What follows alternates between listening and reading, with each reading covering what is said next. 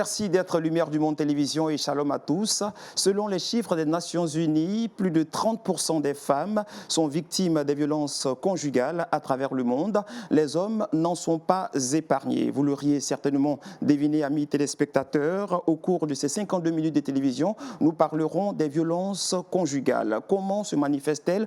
Comment les définir? Quelle origine accorder à ce type de violence? Ce sont là autant de questions auxquelles nous essaierons d'apporter naturellement sans prétention aucune des éléments de réponse au cours de ce nouveau numéro de Expression. Sur ce plateau de Expression, nous avons naturellement deux consultants et non des moindres, d'éminentes matières grises africaines qui vont donc nous accompagner au cours de ce temps de télévision pour aller en eau profonde avec la problématique du jour. Il est théologien, enseignant à l'UAK, Université de l'Alliance chrétienne d'Abidjan, ex-FATEAC. C'est en Côte d'Ivoire à Abidjan, Dr Yacouba Sano, shalom. Shalom. Merci d'être des nôtres. Merci de m'accueillir ici sur votre plateau. Voilà, et surtout merci de chaque fois répondre à nos sollicitations. Merci infiniment. Samuel Maté, professeur d'économie et de management avec une spécialisation dans les problématiques de la dette, du financement et de l'entrepreneuriat, titulaire d'un doctorat d'État américain en économie, un MBA Master of Business Administration. Vous êtes également le président de la Fondation africaine de l'entrepreneuriat et le développement économique. Shalom. Shalom Franck et shalom à tous les téléspectateurs de LMTV. Merci infiniment de nous faire votre fidélité toutes les fois que nous vous sollicitons pour les différents plateaux de Lumière du Monde Télévision. Sur ce plateau, amis téléspectateurs, vous l'aurez certainement constaté, nous avons deux hommes. La jeune féminine n'est pas oubliée. Nous aurons l'occasion donc de rattraper cela avec une émission où les femmes auront naturellement leur opinion à donner sur cette importante problématique sociale. Sur ce, nous allons sur le terrain pour faire le constat.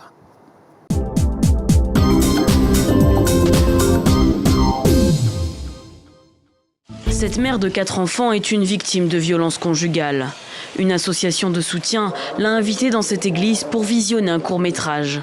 L'histoire raconte la vie d'une femme, elle aussi victime de son conjoint. Je suis contente de venir à cette rencontre, car depuis que je me suis mariée, jusqu'à la mort de mon mari, j'ai vécu des violences conjugales. Le réalisateur, Edoyani Kentifafa, est également présent pour expliquer sa démarche. Face à lui, beaucoup de femmes du quartier soutenues par l'association. Le but de cette rencontre, libérer la parole et les amener à porter plainte. Au début, les gens n'aimaient pas parler. Elles se taisent parce qu'elles ont honte. Mais aujourd'hui, maintenant, elles se libèrent. De plus en plus, cela se fait. Elles vont dénoncer leur mari et on punit ce genre de situation. Nous retrouvons le réalisateur dans le quartier d'Amadaroumé. Cette fois, le public est bien plus jeune. Quelqu'un a déjà vu son père frapper sa mère. Dans cette salle aussi, les langues se délient. Certains racontent leur histoire, des histoires difficiles à vivre et à entendre. Maman était tombée enceinte de 6 mois. Papa, et elle n'avait plus de force. Maintenant, papa a commencé à lui frapper. Pour Edoyani Kentifafa, la sensibilisation est primordiale pour lever le tabou des violences faites aux femmes au Togo. Le jeune réalisateur a vécu entouré de femmes et a vu de très près les dégâts que cela pouvait causer. En tant que réalisateur, raconter cette histoire à l'écran par le biais du cinéma, c'est toucher beaucoup plus de personnes, c'est d'en parler et d'atteindre la cible visée. Et cette cible, c'est avant tout les hommes, mais aussi les femmes et les enfants. Selon le nouveau code pénal, quand les plaintes aboutissent, les violences conjugales sont passibles de 5 à 10 ans de prison et les amendes peuvent aller de 500 000 à 2 millions de francs CFA. Voilà, ce reportage illustre bien notre thème du jour, je le rappelle, les violences conjugales. Le décor est donc planté pour parler de ce thème sur ce plateau de Expression. Première question qui me vient à l'esprit, les violences conjugales, quelle définition accorder à ce fléau? Professeur Yacouba. Avant de parler de définition, il faut d'abord remarquer que c'est un constat triste et bien réel dans nos sociétés, y compris l'Église, le fait que des êtres humains subissent une violence de la part d'autres êtres humains. La violence peut se définir comme l'exercice d'une force quelconque sur une personne dans le but de contraindre la personne, dans le but de soumettre la personne à un exercice ou à une activité pour laquelle la personne n'est pas consentante. Voilà, tu as bien dit. Nous faisons maintenant place au docteur Samuel Maté. Professeur, dites-nous, quelle approche définitionnelle accordez-vous à ce fléau? Ben écoutez, Franck, il faudrait noter 3 choses quand nous parlons de violence conjugale. La première chose qu'il faut noter, c'est qu'on parle de conjugal. Donc la première chose, c'est conjugal. Donc ce sur quoi nous insistons, généralement on insiste à ce niveau, c'est que c'est une violence qui se passe dans un cadre précis. C'est-à-dire entre 2 personnes qui ont une relation spécifique, soit des conjoints, et à ce conjoint, elle est élargie à tout ce qu'il y a comme petit ami, concubinage, mari et femme, présent et passé. Parce que dans la définition et dans les affaires juridiques qu'on a observées, on y inclut tout ce qu'il y a comme conjoint présent, tout comme les conjoints passés. La deuxième chose qu'il faut regarder là-bas, c'est le mot violence. Le mot violence est élargi dans le sens que quand nous parlons de violence, il y a plusieurs formes de violence. Nous parlons donc dans ce cas de violence physique, où le corps, élément humain, est atteint. Nous parlons également de violence qui est liée à cela, qui parle de violence sexuelle, qui est liée à la violence physique. Et enfin, on parle de violence également verbale, qui peut être une forme de peine qui est affligée à l'humain, non pas physiquement sur le corps, mais par, disons, psychologiquement. Et enfin, il faut noter que quand on s'élargit au niveau des violences, de violences conjugales, il y a également un environnement qui intervient. Et comme on va le voir tout à l'heure, c'est ce qui est encore dommageable, parce que quand on parle de violence conjugale, et quand on parle de conjugale, ça implique en sociologie l'homme étant un être social, c'est-à-dire qu'il n'est pas né de lui-même. Et vous, par exemple, Franck, vous avez un père, vous avez une mère, vous avez une sœur, vous avez des frères. Donc, quand on parle de conjoint, c'est-à-dire 2 personnes qui sont liées par un engagement légal ou pas, on parle donc de personnes qui sont affectées.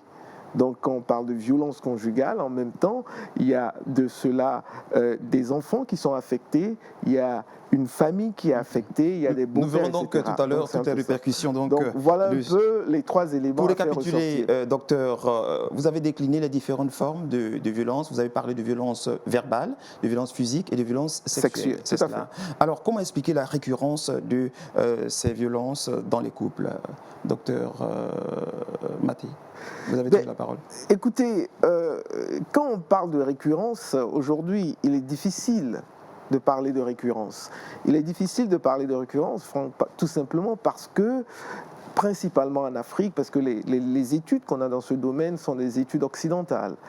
Et il faut dire qu'il est difficile de parler de récurrence du moment que nous n'avons pas de statistiques fiables en Afrique. On n'a pas de statistiques fiables en Afrique pour diverses raisons. Pour des raisons que aujourd'hui la femme en Afrique, et c'est mal vu culturellement, d'aller reporter son mari à la police, par exemple. C'est un phénomène. Donc on ne peut pas parler véritablement de récurrence. Mais on peut dire que c'est un phénomène qui ne s'éteint pas, qui continue. Et dans ce sens, il faut noter que ces éléments qui font qu'on n'a pas de statistiques peuvent être cités, n'est-ce pas, comme les mêmes causes qui font que ce sont des choses qui continuent. Dans le sens que... Avant de poursuivre, je voudrais avoir l'avis du professeur Yacouba sur cette question. Est-ce que le manque des statistiques explique qu'il n'y a pas récurrence de ces violences aujourd'hui en Afrique? Il faut reconnaître que c'est un phénomène qui est discret, qui est souvent invisible.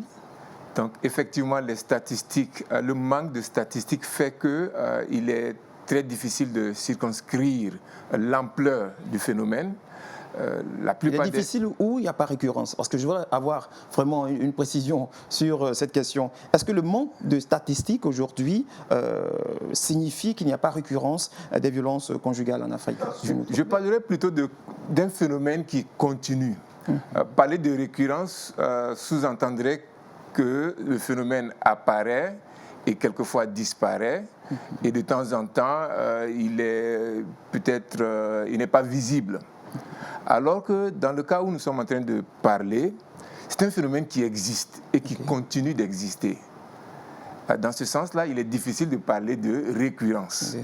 Alors, qu'est-ce que pourrait expliquer donc, docteur Maté, que l'Afrique ne soit pas impliquée dans ces statistiques? L'Afrique n'est pas véritablement dans ces statistiques. Moi, je donnerai 3 raisons encore. La première raison, c'est que ce n'est que très récemment qu'on a commencé à parler officiellement et qu'on a commencé à faire de ça un cas de société en essayant de pouvoir trouver des solutions. Donc cette approche, disons, et cette approche est venue avec je dirais l'installation ou la formalisation du genre. Okay. Dans le sens que ce n'est que récemment qu'on a commencé effectivement, sous la pulsion des Nations Unies et de certaines nations occidentales, qu'on a commencé à avoir des ministères de la femme, on a commencé à parler du genre, on a commencé à parler de conseillers sur le genre, même au niveau des États africains. Donc, ce n'est que récemment, avec ce mouvement sur le genre, on a les MeToo qui ont paru aux États-Unis, que cet aspect de la violence aux femmes est commencé à devenir formel.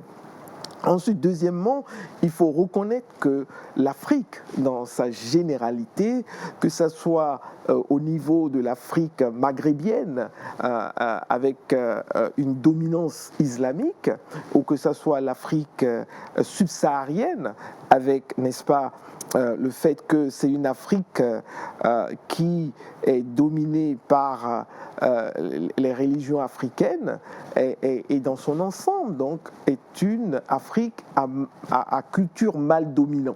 Il faut le reconnaître. C'est-à-dire que nous sommes dans une culture où c'est le mal qui prédomine.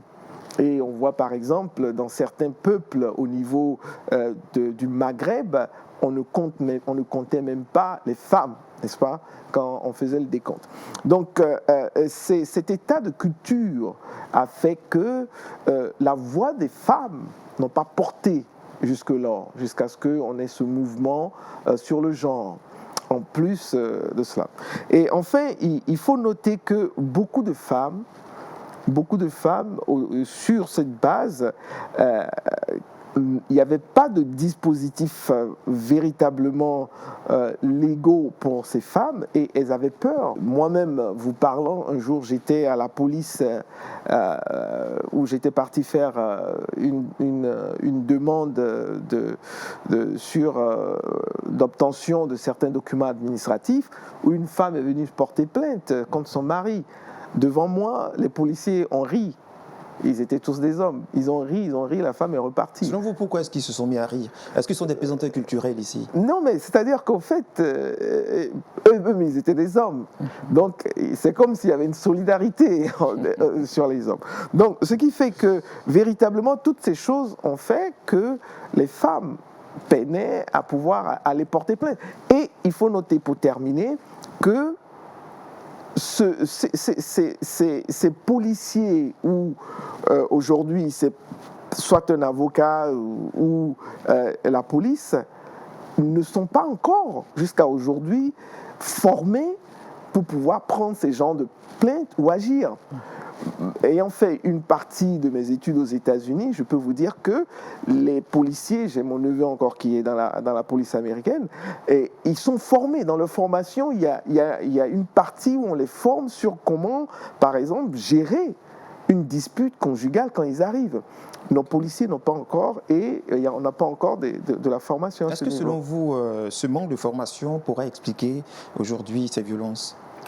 Je ne vais pas être dans une posture pour dire que c'est ça ou ça. Pour moi, c'est un ensemble de choses qui créent cette situation, comme je l'ai dit, le côté culturel, le côté pendant longtemps on a ignoré ces choses, le côté qu'on n'a pas les gens qui sont supposés gérer ces genres de situations n'ont pas de formation pour pouvoir les gérer. Donc ils sont sans défense. J'en viens au professeur Yacouba. Que cherche-t-on véritablement quand on exerce la violence sur son conjoint ou sur sa conjointe? Qu'est-ce qu'on vient exprimer? Il y a l'aspect de dominance qu'en général les hommes veulent exprimer.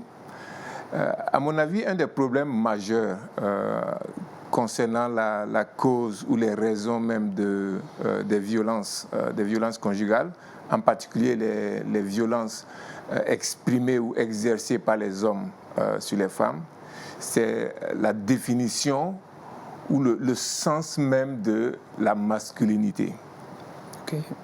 Qu'est-ce qu'un vrai homme? C'est la violence? Justement, la société nous a appris que pour être un vrai homme, d'abord il faut dominer toutes ses peurs. Un vrai homme ne pleure pas. Un vrai homme manifeste la force. Un vrai homme ne se laisse pas dominer par une femme. Donc toutes ces raisons font que, de manière générale, les hommes cherchent à imposer leur vision, leur vue ou leur point de vue sur la femme. Donc dans ce sens, il y a une question culturelle. Mais en parlant de raisons culturelles, je veux bien spécifier que les violences conjugales ne sont pas l'apanage des Africains. C'est bien. Pour moi, ça c'est fondamental à clarifier, parce que tout à l'heure dans votre introduction, vous avez donné des statistiques. C'est des statistiques mondiales. Mondiales, absolument. Donc c'est de façon générale. Une femme sur 3 dans le monde a été victime de violences conjugales, soit par son conjoint, soit par une personne qu'elle aime, soit une personne de confiance. Donc dans ce sens, il y a cet aspect culturel. Dans toutes les sociétés de manière générale, les jeunes hommes grandissent avec cette idée que l'homme est supérieur à la femme. Donc, grandissant avec cette compréhension, cette vision de la masculinité dans le foyer, les hommes ne cherchent qu'à exprimer cela et à imposer leur domination. Professeur, vous qui êtes théologien, l'homme est supérieur à la femme. C'est quand même biblique. La femme serait sortie de la côte de l'homme. Est-ce que ce n'est pas là la supériorité que l'homme veut exprimer ici? Ça, ce n'est pas du tout biblique. Ce que la Bible enseigne, c'est l'égalité. Je suis quand même surpris d'entendre cela. Hein? C'est pas biblique. La Bible ne parle jamais de la supériorité de l'homme. Non, je parle plutôt de la femme qui sort des côtes de l'homme, de la côte de l'homme. C'est de ça que je parle. Ça, c'est l'aspect créationnel du point de vue du mandat, du point de vue de la dignité, du point de vue ontologique. La Bible reconnaît l'égalité entre l'homme et la femme. Du point de vue des fonctions, il y a clairement une différence. Du point de vue physique, il y a des différences. Du point de vue de qui nous sommes devant Dieu, en tant qu'être créé par Dieu, à l'image de Dieu, il n'y a absolument aucune différence. Du point de vue de la grâce, nous sommes sauvés par la même grâce. Il n'y a pas de différence. Donc, dans ce sens, j'appuie ce que l'Écriture dit. Il y a une égalité ontologique entre l'homme et la femme. Et c'est dans ce sens que la violence conjugale n'est pas du tout quelque chose que la Bible peut accepter. Est-ce que nous croyons... Franck, moi, ma conception également, pour rajouter à ce que le professeur San dit, moi, j'ai toujours eu plutôt une conception de complémentarité. Donc, pour dire que, au-delà de l'égalité, ma vision à moi, c'est plus en termes de complémentarité. La femme complète l'homme. Et si on regarde... Ça, c'est quand même pour l'homme moderne. Hein? C'est pour l'homme moderne, c'est ce que vous dites. Non, je ne pense pas. Dans la société traditionnelle, est-ce que c'est non, conçu la comme complémentarité y est. Parce que, et la complémentarité se définit, pour moi, au niveau de deux choses. La complémentarité, on l'observe dans les rôles Est-ce que vous voyez? Parce que quand vous prenez par exemple une organisation, vous avez un président, un vice-président, vous avez un président de la République, un premier ministre, etc. Le président de la République est plus porté vers l'extérieur et le premier ministre vers les affaires intérieures, par exemple. Donc, de la même manière, la femme a joué un rôle complémentaire au rôle de l'homme. Donc, pour moi, cette complémentarité se définit premièrement dans le rôle, dans le jeu de rôle. Et à un deuxième niveau, physiologiquement, quand vous regardez l'homme et la femme, et également physiologiquement, ils sont constitués différemment. Ils se complètent, au fait. Et c'est pour ça que, bon, même si vous regardez, on veut descendre au niveau des appareils génitaux, etc., on voit dans le créateur cette vision de complémentarité. Ok. Parlons toujours de violence conjugale. Faut-il puiser dans l'enfance du conjoint ou de la conjointe pour comprendre les actes violents qu'il exerce sur son partenaire? Il y a un certain nombre de raisons. Il y a des raisons, bien sûr, culturelles que nous sommes en train d'évoquer. Il y a aussi des causes, j'allais dire, religieuses. Que nous venons de parler aussi. Par exemple, le fait que certains pensent, bon, l'homme est le chef de la femme. Évidemment, la Bible le dit, mais dans un sens bien spécifique, dans un sens de complémentarité, où il y a des responsabilités, il y a des fonctions. Il y a aussi les causes économiques. Le fait qu'en général, dans nos sociétés, du point de vue financier, du point de vue économique, l'homme est le plus puissant, ou de façon générale, c'est celui qui amène le pain à la maison. Donc, toutes ces raisons contribuent au fait qu'on assiste à des violences dans le couple ou dans le foyer. Faut-il repartir à l'enfance ? Cela dépendra des individus et des différents parcours de chacun, mais un élément que je voudrais ajouter ici, c'est peut-être l'incapacité ou la mauvaise gestion de la colère, ou bien le mauvais management des conflits. Dépendant de comment quelqu'un a grandi, comment il a vu son père ou sa mère gérer leurs conflits, on peut avoir peut-être une suite logique dans sa carrière, lorsque la personne devient mature. Mais là, c'est des questions d'ordre psychologique. Je ne crois pas que ce soit la source de tous les problèmes ou de toutes les difficultés concernant les violences conjugales. Docteur Maté, votre avis sur la question, faut-il puiser dans l'enfance pour comprendre les actes de violence de la femme sur son conjoint et vice-versa? Écoutez, Franck, sur cette problématique de l'impact de l'enfance, il faut comprendre qu'il y a une polémique. Il y a une polémique au niveau même des écoles de pensée, au niveau de la psychologie. Certaines écoles de pensée clament que l'homme n'est que le reflet, n'est-ce pas, de ce qu'il a subi dans son enfance. Et on parle du syndrome de Stockholm, où des gens deviennent empathiques de choses violentes qu'ils ont subies, où on se rend compte que des gens qui ont eu des pères alcooliques, qu'ils ont décriés et qui parfois même étant enfants ont attaqué leur papa, qui de son état alcoolique faisait subir des violences à leur maman, eux-mêmes en grandissant ou devenus adultes étaient alcooliques et répétaient les mêmes choses qu'ils reprochaient à leur papa alcoolique. Donc il y a cette école de pensée, mais en tant que chrétien ou en tant que personne qui regarde aujourd'hui la possibilité transformationnelle que la parole de Dieu peut apporter, on se rend compte qu'aujourd'hui, on a des personnes qui sont issues des mêmes milieux, qui ont subi les mêmes situations, deviennent des gens différents. Et pour moi, le plus grand exemple que je donne durant mes cours ou durant mes conférences est le cas du président américain Obama. le président américain Obama, il a vécu pratiquement sans son père, avec uniquement sa mère. Et malgré cela, il a fait une des plus grandes universités au monde, Harvard, et il s'est marié. Et souvent on nous dit les enfants issus de milieux divorcés, c'était pire. Pour lui c'était pire, c'était même pas une question de divorce. Son papa au début même, selon certains dires, ne l'avait même pas reconnu. Donc ils devenaient des gens qui divorçaient, etc. Mais Obama, il a un couple stable.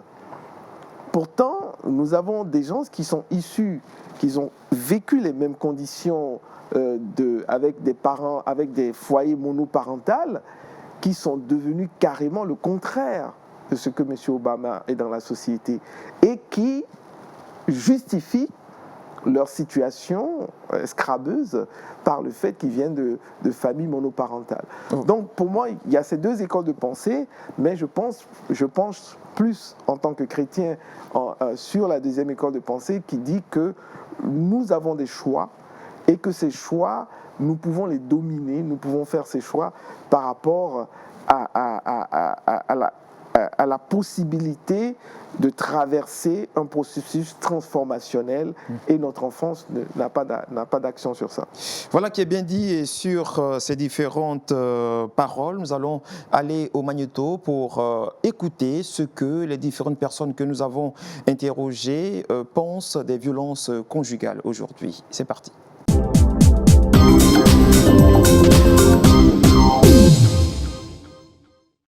Je n'arrive pas à comprendre comment quelqu'un peut porter main à une femme.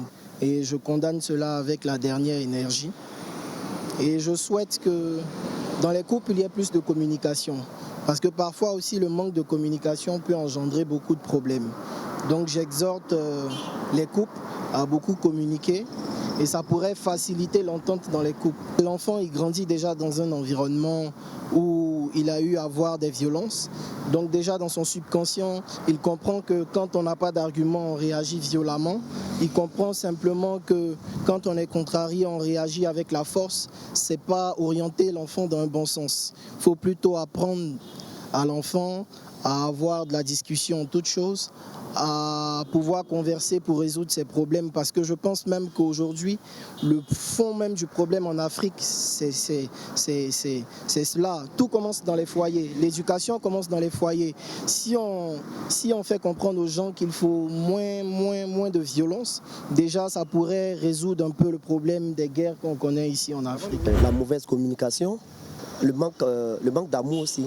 Pour moi, il serait mieux de s'asseoir et puis changer, se comprendre, chercher l'origine de leur mésentente.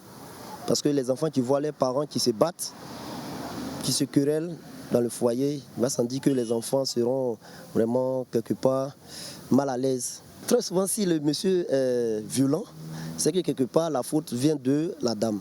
Très souvent, c'est ce qu'on voit. On s'est dit non, voilà, je te parle, tu ne comprends pas, je te dis de faire ceci, de faire cela, tu ne le fais pas, tu veux faire à ta guise. Donc, étant donné que moi, je porte la culotte dans la maison, voilà, je vais employer la manière qui me sied. En réalité, ce n'est pas la violence qui doit être la meilleure solution. Je suis chrétien, c'est rare qu'on voit deux familles chrétiennes se quereller. Monsieur est chrétien, madame est chrétienne. Dans le foyer, non. Je vais essayer de dire ce que je pense, parce que moi-même j'ai été victime de ça. Je dirais déjà le manque de confiance en soi. Le manque de confiance en soi, que ce soit l'homme, que ce soit la femme. Le manque de confiance. Ensuite, quand on se met avec quelqu'un, il faut savoir créer la base. Il faut qu'il y ait une base. Il faut qu'il y ait une base de confiance, pourquoi on va avec la personne, pourquoi ceci, pourquoi cela. Et quand on commence à voir que la personne est un peu violente, c'est de trouver une solution, s'il faut faire une communication entre les conjoints pour essayer de régler ce problème-là. Parce que de plus en plus, les gens, que ce soit les femmes et les hommes, c'est vrai qu'on parle plus des femmes, mais il y a des hommes aussi qui sont battus aussi, il faut le dire, par des femmes. Donc il faut vraiment trouver la cause, pourquoi. Voilà donc les différentes réactions de ceux que nous avons pu rencontrer pour se prononcer sur la problématique du jour. Auriez-vous quelque chose à ajouter en fonction de ce que nous venons d'entendre et de voir, professeur? Mais écoutez, Franck, c'est un peu ce que je disais, et je pense que mon collègue a également souligné cela. Nous vivons dans une culture mal dominante, comme j'aime le dire. C'est une culture mal dominante, donc la posture de cette personne qu'on a interrogée est caractérielle de la culture mal dominante. Donc on se dit, la faute c'est à la femme. Est-ce que vous voyez? Et la femme, elle doit se soumettre, elle doit ceci, etc., etc., etc. Donc, ce n'est qu'un reflet de la culture mal dominante. Et ce que je voulais dire par rapport pour revenir à ce que mon collègue, le professeur Sanou, disait sur la violence psychologique, vous savez, la violence psychologique, beaucoup de gens ne la comprennent pas. Et il a dit quelque chose de très important, c'est que la violence psychologique, elle est discrète. Est-ce que vous voyez? Et parfois, vous voyez des couples, la violence psychologique, ce n'est pas que nécessairement l'homme, parfois dans certains cas, insulte la femme devant un public. C'est la manière dont l'homme traite la femme, même en privé. Est-ce que vous voyez? Oh, toi, tais-toi, qu'est-ce que tu connais? Quand je parle, tu te tais. En privé, à deux. Tais-toi, c'est moi qui te connais. Donc, ça fait que, progressivement, la personne en face se renferme. Elle subit une humiliation constante. Est-ce que vous voyez? Donc, elle est peinée, mais elle n'a même pas le droit de l'exprimer. Est-ce que vous voyez? Et je lisais récemment, on m'a envoyé par Facebook une histoire d'une femme qui a tué son mari après près de 35 ans de mariage. Et on se rend compte quand après, avec un psychologue, elle raconte l'histoire, parce que, et en plus c'était un couple chrétien qui apparaissait comme le couple parfait, mais elle a subi pendant toutes ces années une violence psychologique. Bien que l'homme ne portait pas la main sur elle physiquement, mais quand ils étaient en privé, il ne faisait que la rabâcher, il ne faisait que la réduire, etc. Elle n'avait pas le droit à la parole, elle n'avait jamais raison, etc. C'est l'homme qui décidait de tout, etc., etc. Donc c'est une humiliation qu'elle a subie dans des années, et vous ce que vous voyez. Et à un moment, elle a explosé. Et ça, c'est encore plus dangereux. Parce que quand elle a explosé, elle ne sait pas quand est-ce qu'elle a pris un couteau pour poignarder près de 25 fois son mari. Parce qu'elle a explosé. Et c'est ça qui est dangereux avec la violence psychologique.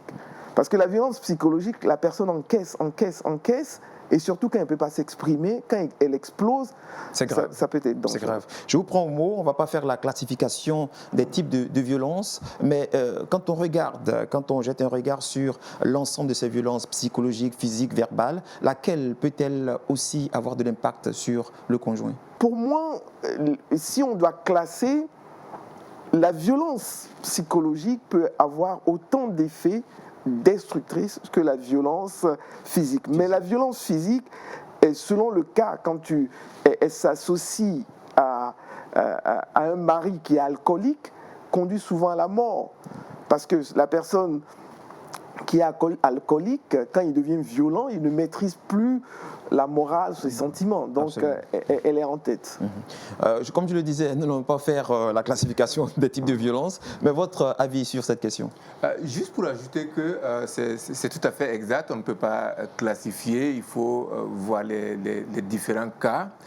Et de plus en plus, on parle de fémicide, par exemple, dans le cadre des violences exercées contre les femmes et qui aboutissent à la mort.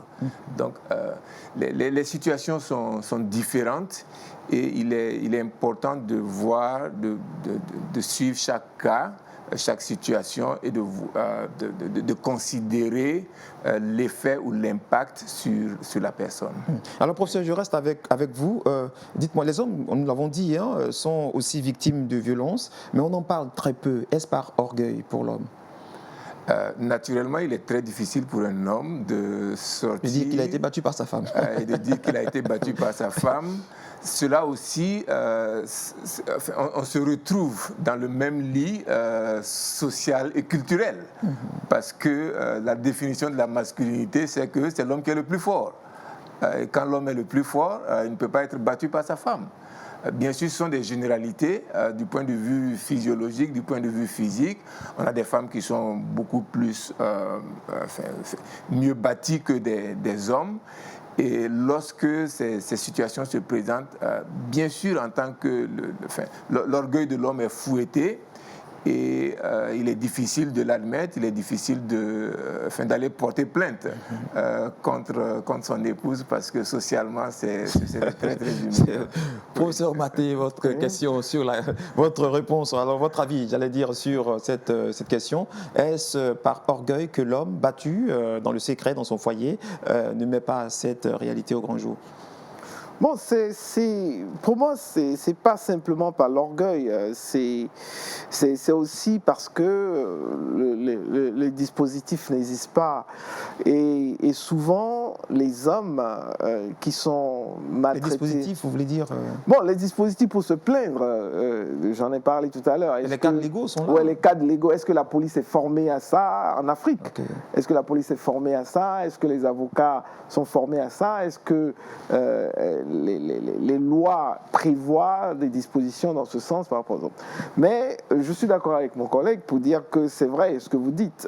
Il y a un élément, mais ce n'est pas le seul élément. Il y a un élément de fierté qu'à un homme d'aller à la police ou voir un avocat pour se plaindre de ce que sa femme l'a violenté. Donc, il y a un élément de fierté, effectivement. Absolument. Alors, j'aimerais arriver à cette question quand même importante. Aujourd'hui, on parle de viol dans les couples. Est-ce que des hommes mariés, une femme et un homme naturellement mariés, on peut parler de violence ici? De viol, pardon. Vous savez, c'est une question très intéressante. C'est une question très intéressante, à la fois sociétale que biblique. Biblique parce que la Bible dit le corps biblique de la femme, l'homme a l'autorité sur le corps de la femme. Et en 2007, la Bible. En 2007, je pense, pour la première fois en France, le cas Christine contre Oran, je crois que c'était dans la ville de Lille, a été déclaré le viol conjugal. C'est-à-dire qu'une femme qui porte plainte contre son mari légal de l'avoir violée. Et la justice a tranché. Oui. Donc, mais ce qu'il faut noter, c'est que ces cas où la justice a déclaré après, ils ne sont pas nombreux, ces cas où la justice a déclaré viol conjugal, ce n'étaient pas des cas limités à l'acte sexuel. C'était, je dirais, dans 100% des cas, d'après les recherches que j'ai faites en venant à cette émission, c'était des cas où intervenait de la violence physique extrême. De la violence physique extrême. Donc, ce sont des cas où, dans la plupart des cas, les femmes ont été violentées de manière extrême, bleue, etc., etc. Mais ça n'a pas été des cas où il y a eu simplement l'acte sexuel, mais c'était des cas où la femme a été violentée, dans certains cas, le bras cassé, etc. Donc, pour le moment, c'est ce qu'on a. Alors, vous qui êtes théologien, professeur Yacouba, la Bible le dit, on ne doit pas, il ne doit pas avoir de refus en termes d'actes sexuels dans le couple. La femme doit accepter de partager le lit avec son homme. Si elle arrivait à refuser que l'homme passait à un acte, j'allais dire, de violence, est-ce qu'on peut parler ici de viol ? Tout dépend de la définition de viol. Si le viol, c'est simplement un rapport sexuel ou des rapports sexuels non consensuels ou des rapports sexuels dans lesquels la femme ne consent pas, de façon générale, On pourrait dire, bon, il y a viol lorsque l'homme force son épouse à avoir des relations sexuelles. Des relations sexuelles, bien sûr, dans le cas de pénétration sexuelle. Lorsqu'on y ajoute l'aspect violence, il devient un peu plus difficile de parler de viol dans les couples. Et dans ce sens-là, je pense qu'il faut être assez prudent parce que c'est une arme ou c'est un concept qui peut être brandi à tout bout de champ, finalement. Lorsque l'épouse est fatiguée ou ne se sent pas vraiment, n'a pas envie d'avoir des relations sexuelles, tout comme cela peut arriver chez l'homme d'ailleurs. Et quelquefois, dans ces conditions, il accepte. Donc, il y a une communication, il y a une compréhension qui est nécessaire, qui est indispensable dans les questions de relations sexuelles. Mais un élément important pour nous hommes, dans ce sens, c'est de ne pas instrumentaliser les femmes ou de les prendre simplement comme des objets de sexe. Il est important pour l'homme de connaître ses limites et de connaître aussi les limites de la femme. Ce n'est pas à tout bout de champ, lorsque l'homme veut le sexe, lorsqu'il va chez sa femme, elle doit être prête. C'est pas ce que la Bible dit. La Bible dit... Éclaire-nous un peu. La Bible dit que ce doit être consensuel. Donc, il ne faut pas se priver l'un de l'autre. Cela sous-entend qu'il doit y avoir discussion, il doit y avoir entente. Cela ne veut pas dire que lorsque l'homme veut, la femme doit être obligatoirement prête. Physiologiquement, ce n'est pas le cas tout le temps. Donc, dans ce sens, la communication, l'accord, c'est l'accord que la Bible prime dans ce sens, en ce qui me concerne. Merci bien, cher consultant sur ce plateau. Nous allons aller... Je ne suis pas d'accord avec ça. Vous n'êtes pas d'accord? Allez-y, vous avez le droit de vous exprimer, allez-y. Je ne suis pas d'accord avec ce que le professeur, mon collègue, dit. Je ne pense pas que cet aspect consensuel, je le comprends, c'est l'idéal. Mais quand l'un a envie, l'autre doit pouvoir faire l'effort. Est-ce que vous voyez? Oui, l'autre doit pouvoir faire l'effort. Il y a la disponibilité. Bon, attendez qu'il aille au bout de son idée et puis vous allez prendre la parole. Ouais. Il y a l'effort à faire. Je comprends tout à fait que la physiologie de la femme peut faire qu'elle ne puisse pas être, pour des raisons physiologiques, disponible. Par exemple, quand une femme a ses menstrues, elle peut ne pas être dans les dispositions parce qu'elle a ses menstrues, faire l'acte sexuel. Mais il y a d'autres moyens de satisfaire l'homme que la pénétration sexuelle. Est-ce que vous voyez? Ça, Yacouba, il donne des solutions quand même. Oui, cela dépend. Si les hommes acceptent ces solutions, évidemment, il y a une réconciliation. Mais pour la plupart des hommes, c'est aller jusqu'au bout. Il est homme comme moi. Donc, dans ce sens-là, si la finalité, c'est d'aller jusqu'à la pénétration et à l'éjaculation, disons les mots tels qu'ils sont. Dans ce sens-là, lorsque la femme est indisponible, prenez une femme qui a travaillé toute la journée, qui est extrêmement fatiguée, comme il a dit tout à l'heure, la disposition psychologique et physiologique n'y est pas. Il faut que les hommes acceptent, dans ces conditions, de reporter, d'ajourner leurs besoins et leurs désirs. C'est bien dit, professeur Maté. Je ne suis toujours pas d'accord. Je ne suis toujours pas d'accord et je pense que c'est là où l'amour, est-ce que vous voyez, l'amour s'exprime véritablement. 1 Corinthiens chapitre 13. Et ça va dans les deux sens alors, je suis d'accord que ça va dans les deux sens. Quand je parle de l'amour ici, on dit l'amour accepte tout, l'amour faire des efforts, etc. Donc c'est là où l'amour intervient. L'homme peut dire dans ce cas, et on dit entre l'espérance, la foi et l'amour, le plus grand c'est l'amour. Donc dans ce cas, l'amour de la femme peut dire, oui, je suis fatigué, etc. Mais je sais qu'il a envie, l'amour qui prime, l'amour accepte tout, j'y vais. Tout comme, je le reconnais, l'homme également peut faire prévaloir la loi de l'amour dans ce cas. Je sais que j'en ai envie, mais ma femme est fatiguée, je me retiens.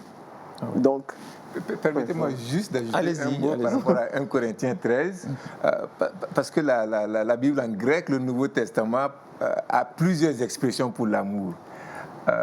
L'amour érotique est un peu différent, à mon avis, par rapport à ce qui est dit, surtout dans 1 Corinthiens 13. L'amour érotique, c'est l'amour sexuel, l'amour qui lie un homme et une femme, donc ce qui est vraiment sexuel.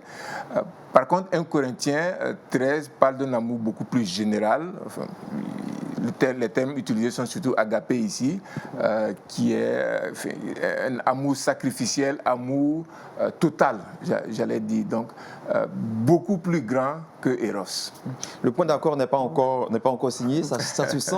Vous aurez l'occasion, amis téléspectateurs, de poursuivre, j'allais dire, cette question chez vous à la maison. Le temps pour nous d'aller par les ondes téléphoniques pour écouter certaines personnes qui donnent leur avis sur la question de la violence conjugale. Et nous avons M. Apa Césaire, il est conseiller matrimonial. Qu'est-ce qui, selon vous, pourrait expliquer, j'allais dire, les violences conjugales aujourd'hui? Je crois que, comme on appelle, le contraire est également vrai, puisque nous savons et nous apprenons qu'il y a des femmes qui sont violentes dans leur foyer, il y a des hommes battus. Bon, seulement, de ce côté, si on n'en parle pas trop, à cause de l'orgueil vraiment qui s'attache à la personnalité de l'homme. Donc, toute personne issue d'un milieu familial où la violence a été exercée, bon, on va entrer dans son foyer avec cela. Car en fait, quand nous nous marions, nous entrons dans notre foyer avec un arrière-plan familial, voilà, qui va influencer notre mode de vie. Nous ne faisons que reproduire ce que nous avons vu comme modèle dans notre milieu familial. Et nous sommes à présent au Burkina Faso avec Nestorine Sangaré. Je rappelle qu'elle est enseignante-chercheur et ex-ministre de la promotion de la femme au pays des hommes intègres. C'est au Burkina Faso. Alors, Madame la ministre, selon les chiffres des Nations Unies, plus de 30% des femmes sont victimes de violences conjugales. Comment pourriez-vous l'expliquer? D'abord, je voudrais vous remercier de m'interroger sur cette question. Je pense que les études tendent à montrer que les violences conjugales sont liées à plusieurs facteurs. Le premier facteur, c'est que beaucoup de gens rentrent dans le mariage sans savoir exactement comment il faut cohabiter avec l'autre sexe, une personne de sexe différent. Et ils prennent le mariage comme ce qu'on voit dans les films, c'est-à-dire tout beau, tout est parfait, et ils n'appréhendent pas qu'il peut y avoir des moments de divergence et de contradiction dans lesquels le dialogue et l'acceptation de l'autre, la tolérance peuvent être de mise. La deuxième raison, c'est que les liaisons sont devenues individuelles. Avant, c'était des familles qui s'unissaient à travers deux individus qui se marient. Et maintenant, c'est des deux individus qui se marient. Et pas toujours pour les bonnes raisons. Parce que sur la base de l'attraction physique seulement, les gens peuvent penser qu'ils peuvent vivre ensemble, cohabiter dans la durée. Et malheureusement, quand ils se retrouvent en présence l'un de l'autre, les moments d'incompréhension sont mal gérés. Alors, Madame Sangaré, vous avez été ministre de la promotion de la femme au Burkina Faso, chez vous. Je présume donc que vous êtes très à l'aise sur la question. Quelle est la situation, parlant justement des violences conjugales chez vous au Burkina? situation au Burkina Faso n'est pas si différente de celle d'autres pays, dans la mesure où les problèmes que j'évoque sont ceux qui se posent tant au Burkina que dans d'autres pays autour de nous. Et la situation des violences aussi, c'est que, en milieu urbain, il n'y a plus les mécanismes sociaux de gestion des conflits. Donc, les individus sont livrés à eux-mêmes pour gérer entre mari et femme les conflits qui peuvent survenir. Ou bien parfois même l'entourage, même les voisins immédiats, quand il y a des problèmes, ils disent que c'est leur vie privée, on ne se mêle pas. Donc, il y a de plus en plus de situations de violence. Et on pourrait ajouter plein de raisons qui expliquent ça. Il faut dire également qu'au Burkina ici, nous avons adopté en 2015 une loi contre les violences faites aux femmes et aux filles. Et dans le cadre de cette loi, la diffusion qui est faite incite les femmes qui sont victimes de violences à s'ouvrir davantage.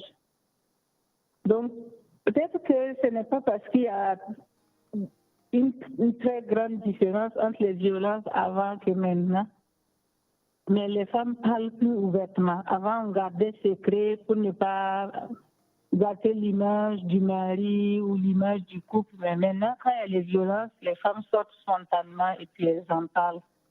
Donc, il y a plusieurs types de violences, plusieurs formes de violences. Violence physique, violence sexuelle, violence morale et psychologique et la violence économique. Quand un des membres du couple s'accapare les biens de l'autre pour faire ce qu'il veut sans lui rendre compte. C'est bien compris. Madame la ministre, dernière question certainement. Quel conseil pourriez-vous donc donner parlant justement des violences conjugales pour les éviter? Premièrement, il faut vraiment éduquer les jeunes filles et les jeunes garçons à ce qui les attend quand ils se marient. Dans le mariage, il y a des jours où tout est beau, où on s'entend bien, et il y a des jours où on ne s'entend pas.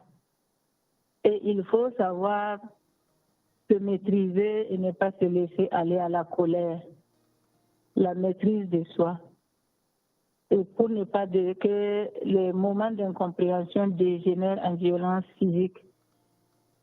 Et d'autre part, il faut aussi que les conjoints apprennent à communiquer pour régler leurs problèmes à l'interne. Parce que même chez les couples chrétiens aujourd'hui, c'est quand on sort parler, finalement les gens propagent les informations sur les problèmes du couple. Et les rumeurs circulent au point que ça envenime davantage la situation au lieu que ça aide à résoudre. Donc, il faut que les couples apprennent à dialoguer par amour et puis gérer les problèmes avec amour. Merci beaucoup, Madame la Ministre. Je rappelle que vous êtes enseignante-chercheur, ex-ministre de la promotion de la femme au Burkina Faso, le pays des hommes intègres. Nous recevions donc par liaison téléphonique la ministre Nestorine Sangaré. Merci beaucoup.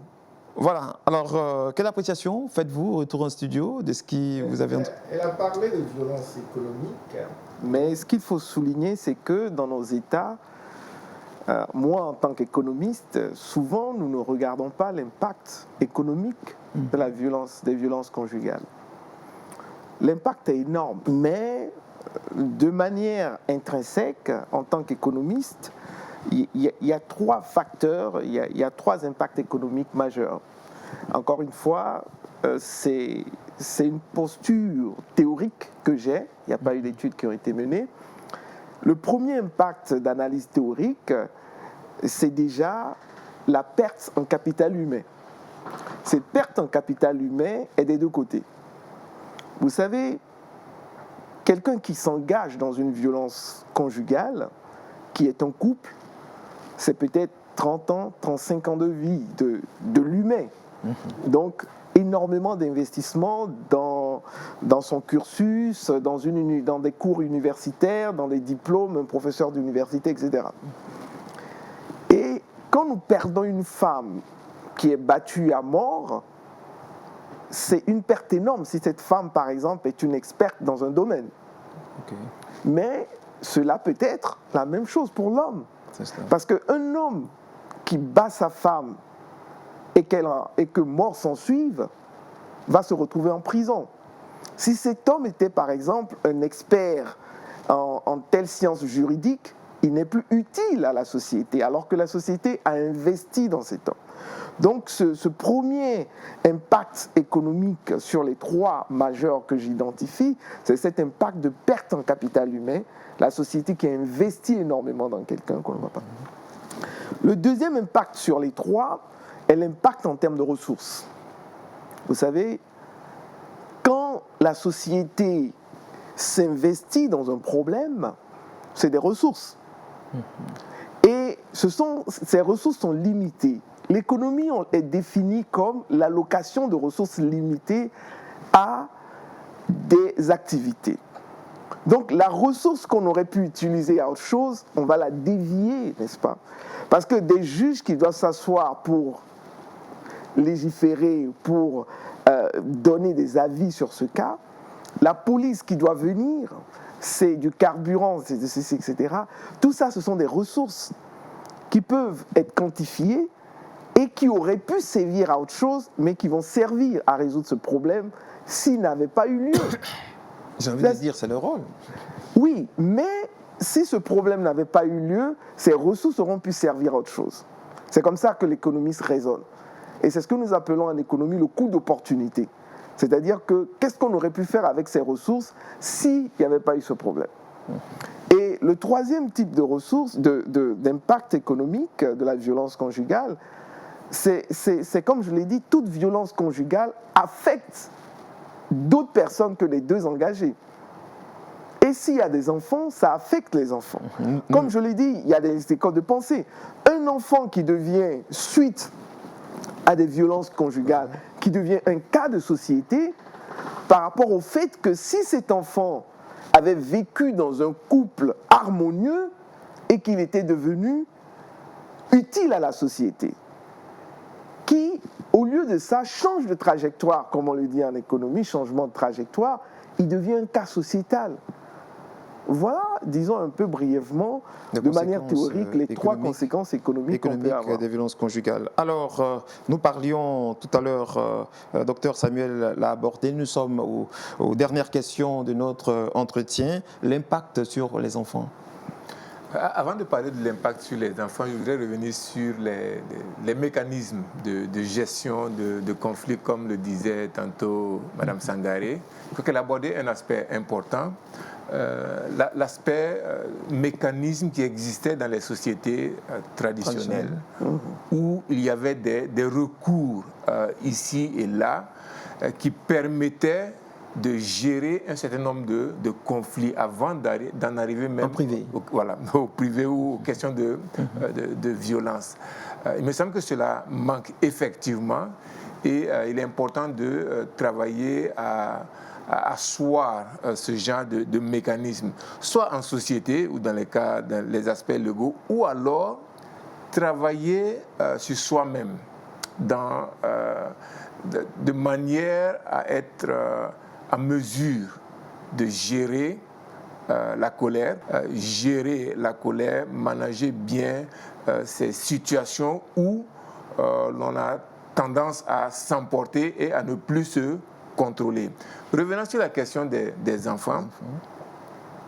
Il me semble d'abord que c'est important même pour les parents de commencer par la sensibilisation, sachant que l'impact d'une famille violente ou d'une situation violente sur l'enfant peut avoir des répercussions plus tard dans sa vie. Dans ce sens, il est bon que dans la famille, déjà, on mette le doigt sur les comportements qui semblent être violents. Lorsque un jeune frère ou un garçon et sa sœur sont ensemble et que le garçon présente déjà des attitudes de dominance, de mal dominant comme cela se voit, lorsqu'il dit des choses pour rabaisser sa petite sœur, c'est là que ça commence. Il faudrait déjà attirer l'attention des jeunes gens là-dessus. En ce qui concerne l'avenir par la suite, lorsque ces enfants deviennent grands, j'aimerais simplement dire que il faut peut-être éviter cette attitude de fatalité. Mon collègue l'a dit tout à l'heure, nous avons des choix à faire.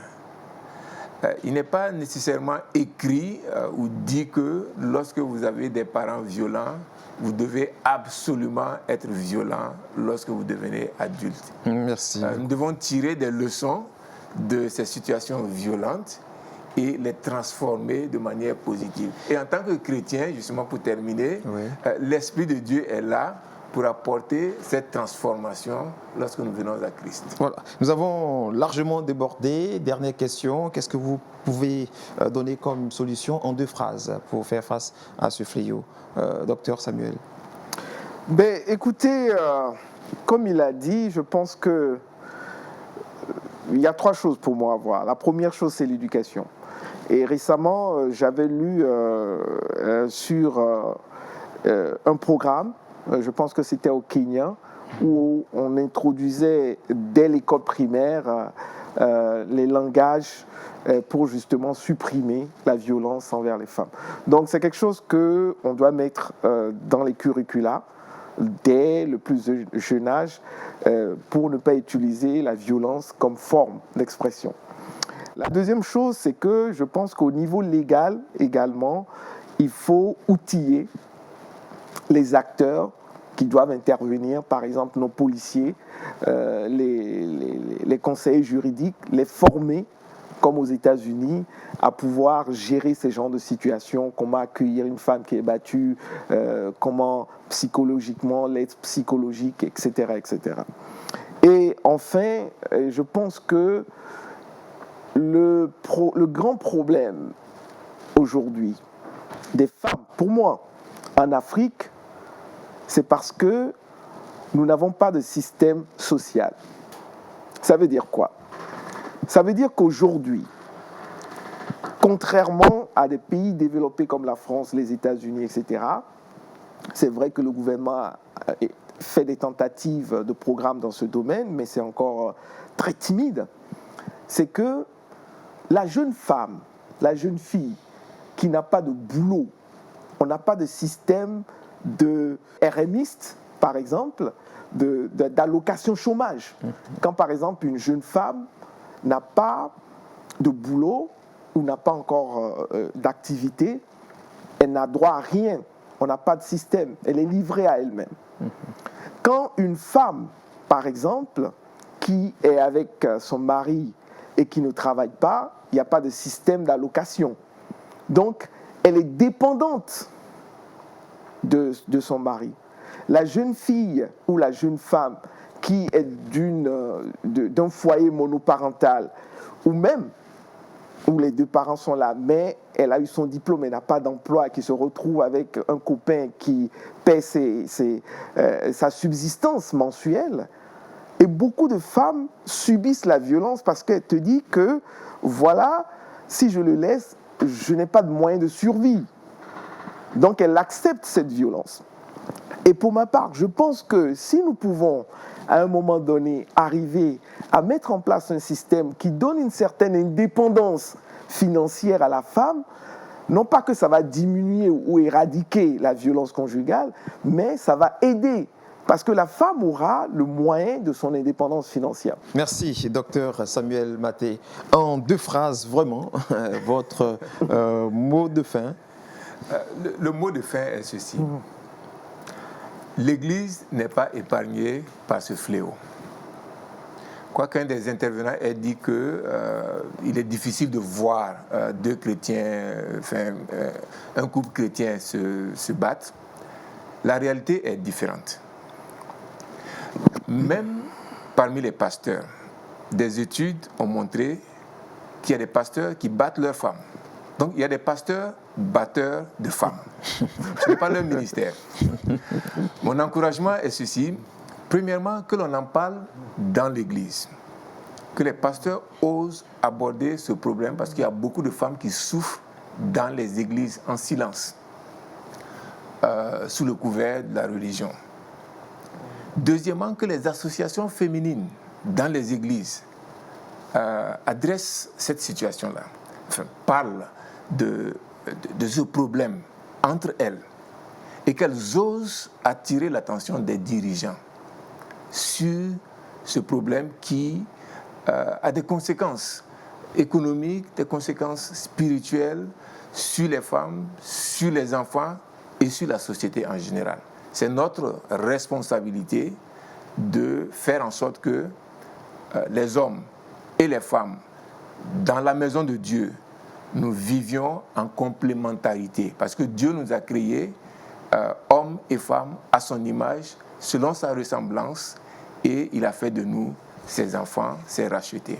Donc, merci infiniment, cher consultant. Je rappelle que nous recevions Dr Samuel Maté et professeur Sanon Yakouba pour ensemble parler de ce thème qui nous a réunis pendant 52 minutes sur le plateau de Expression. Le thème n'est autre que les violences conjugales. Nous espérons avoir apporté des solutions ou alors des réponses aux différentes préoccupations qui étaient les vôtres concernant, bien entendu, cette thématique. Merci de nous avoir suivis. Rendez-vous dans 15 jours.